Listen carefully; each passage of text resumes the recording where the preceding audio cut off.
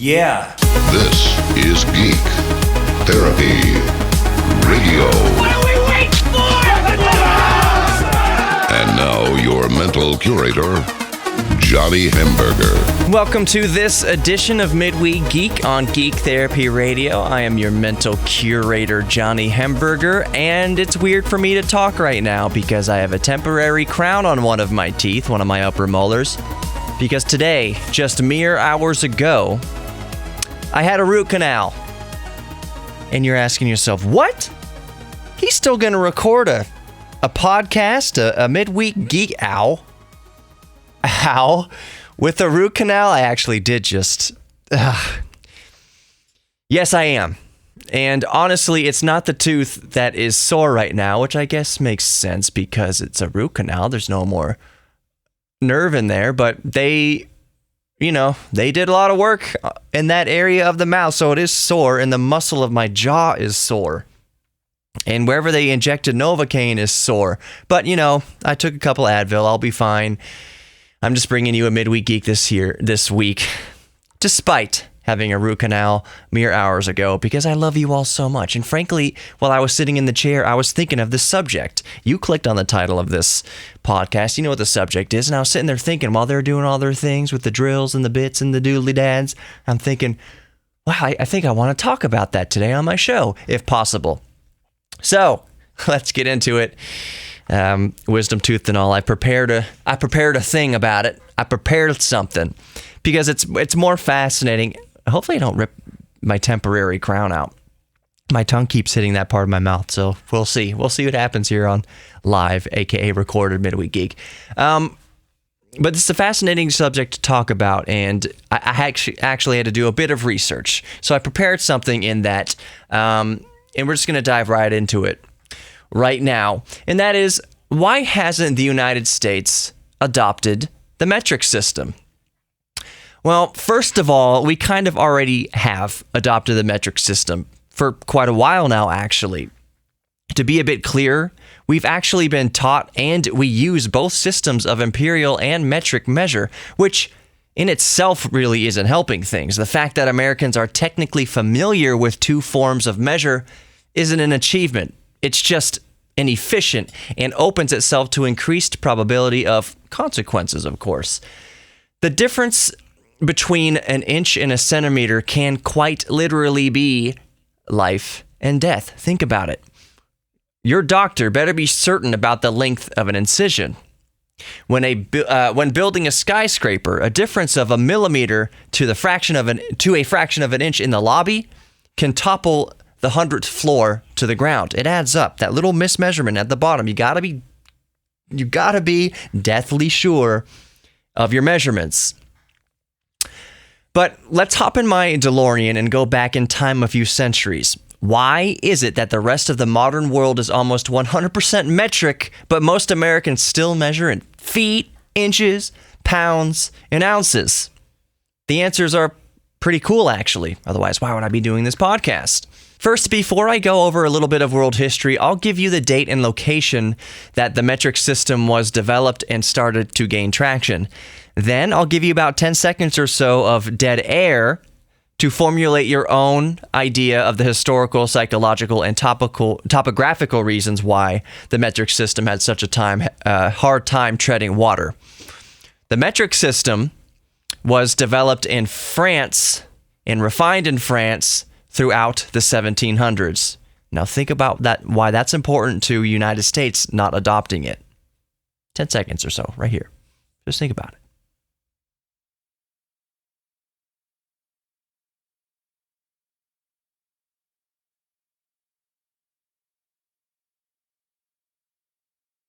Okay, that was roughly 10 seconds or so.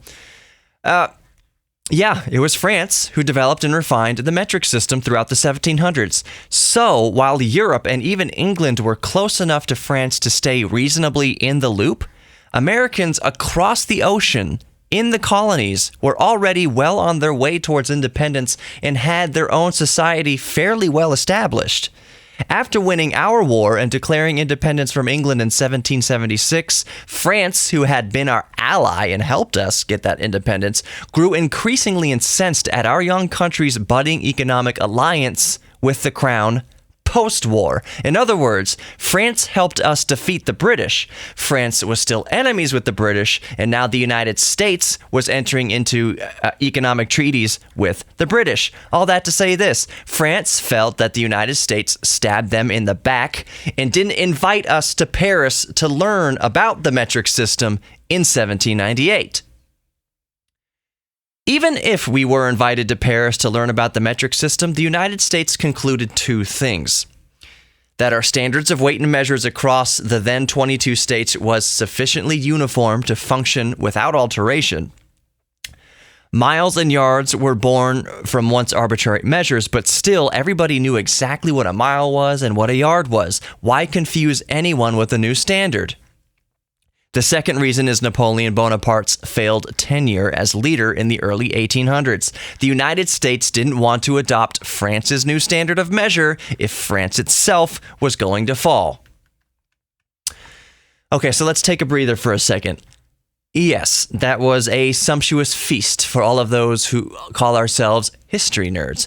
But let's start talking about this in a little bit more loosely. Well, more loosely after these last spasms of nerdiness.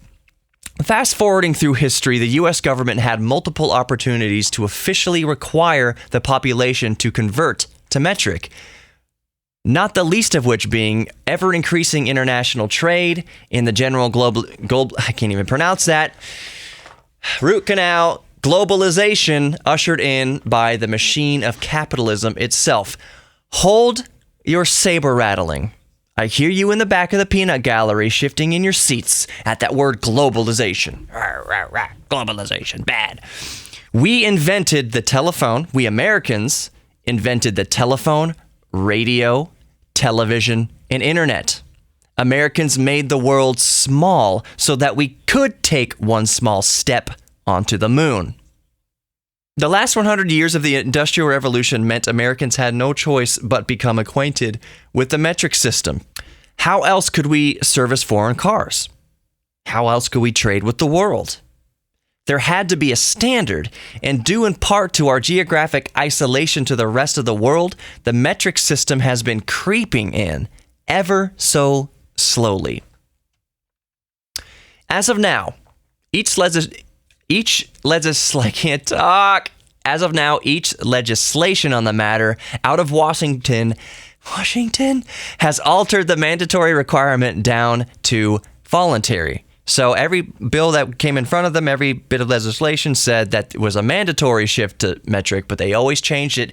They changed the requirement down just to make it voluntary. So as of now, we have industries that are quote unquote hard metric, like medicine.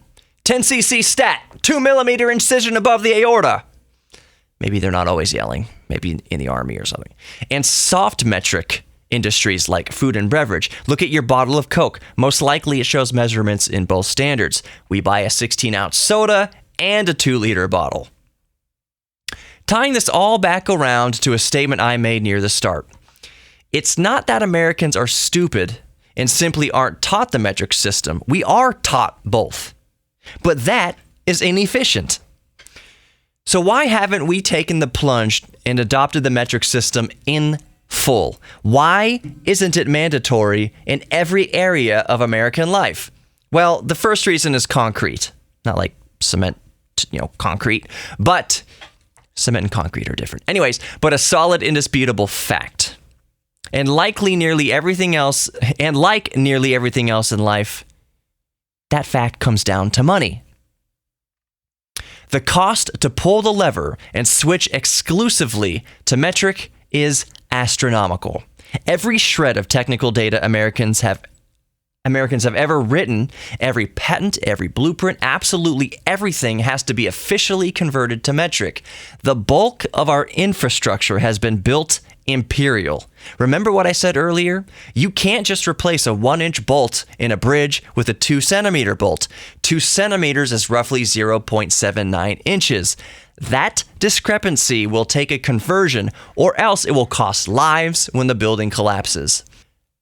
That conversion and billions, if not trillions like it, will cost money.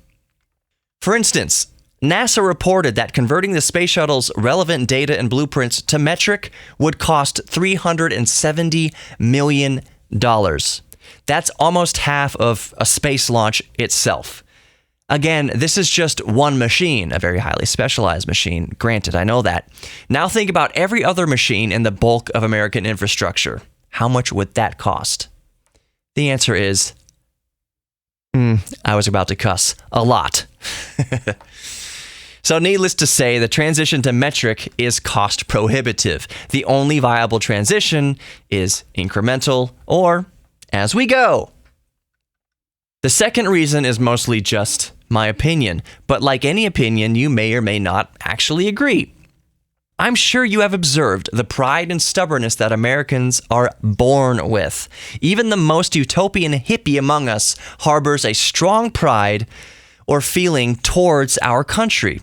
Whatever your politics, it is likely born out of a love for your country, and rightly so. Only people who love something will fight for that thing. So your liberal or conservative neighbor loves your country just as much as you do. They just think it requires a different approach to discipline or lack thereof. However your pride manifests, it is there. How many S's did I just put in manifests? So, it is no surprise that we harbor a fiercely independent nature to the rest of the world. Topographically, we are isolated by 2 oceans. We have turned this stretch from sea to shining sea into the most industrious, the wealthiest, and the most powerful civilization the earth has ever harbored. We have cured disease, sent humans to the moon, and can have toilet paper delivered to our window while we're on the can. What a time to be alive! All of this has been achieved through a fiercely independent spirit that attracted the best human beings from the rest of the planet, put them in one place.